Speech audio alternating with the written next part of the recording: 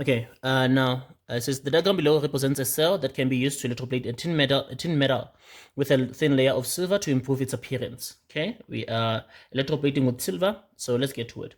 So the thing that you want to do is that you want to put everything down. So we have a electrode P, and then we have our silver, our metal, excuse me. So our electrode must be made up of silver because we are electroplating with silver and connected to the positive terminal of the battery because it's going to be an anode there where we are going to have oxidation there. Oxidation. What oxidation? Oxidation of silver into silver cations that go into solution there.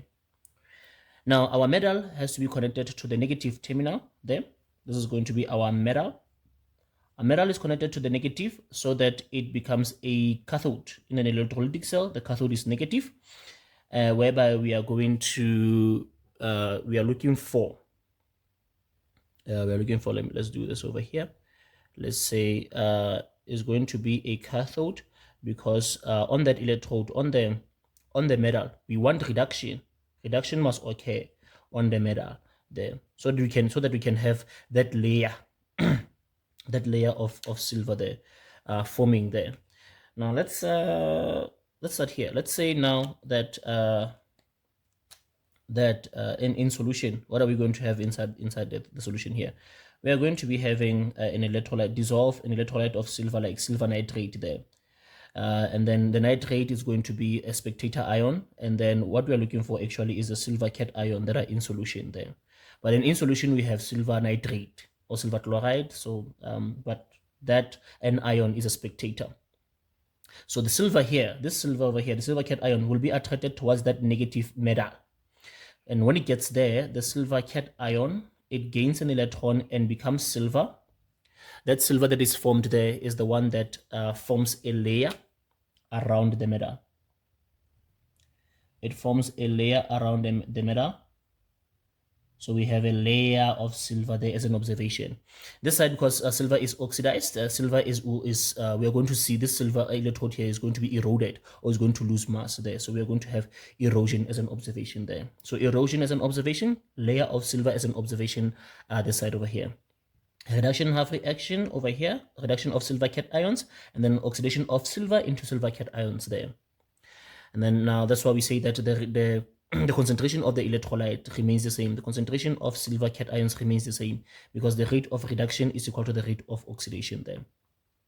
Now to finish this off, we can finish it off with a net cell reaction. So we can see that what we have is silver donating receiving a donation of electrons from silver cation, receiving a donation of an electron from silver, and then that silver cation becomes silver over here, and then that silver that donated an electron becomes a silver cation there. This is our net cell reaction there for this cell. Okay, so a couple of questions there can come about. So so you have sort of already answered them. Connect them. We first and foremost we connect the metal to the negative electrode because that's the cathode, where we have reduction of silver cations into silver, so that we can have that layer of silver around that metal, the electroplating there. Silver nitrate as an example of the electrolyte that we are going to dissolve inside of water. Okay. Okay. Now the anode here, the silver here, is going to be connected to the positive terminal there, and there we are talking about polarity there, positive negative. Is going to be connected to the positive so that it can become an anode, whereby we have oxidation of silver to silver cations there, and then the observation. If the question is about now give the observation will be a loss of mass or erosion of that silver there. It will be eroded or it will lose mass there. All right, and then this is the net cell reaction. Now let's look at the questions there. Okay, now 15.1 says, which one, P or the metal, will be the anode in this cell? So you can just refer over here. 15.1, which one will be the anode? the anode is P, and P is silver, by the way.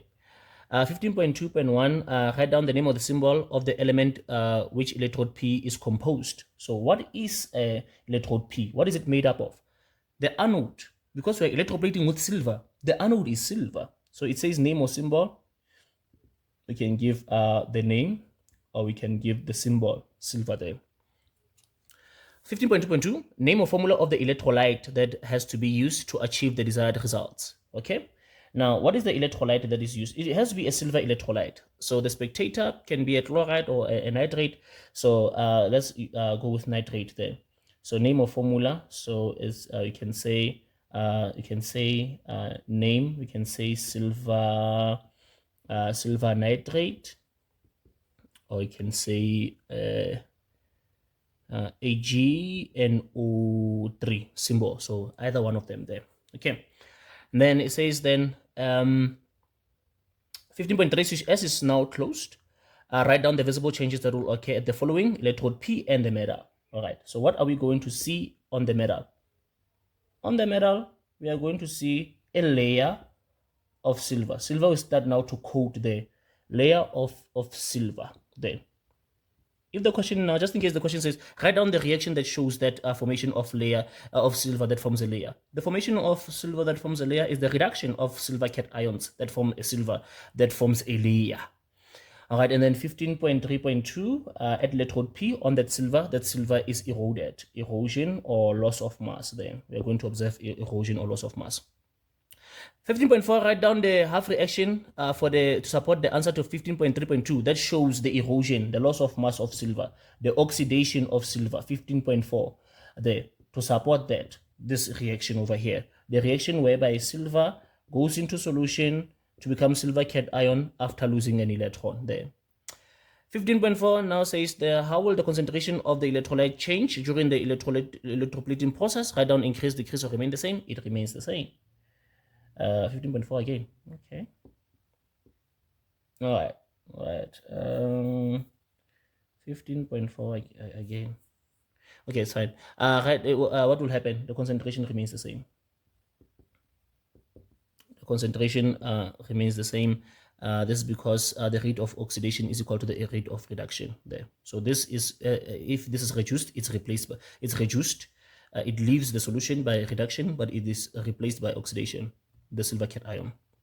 You want to coat the metal with copper instead of silver. Write down two changes that you will make to the above cell to obtain the metal coated with copper there. So maybe we can talk about it in terms of replacement. So we are going to replace the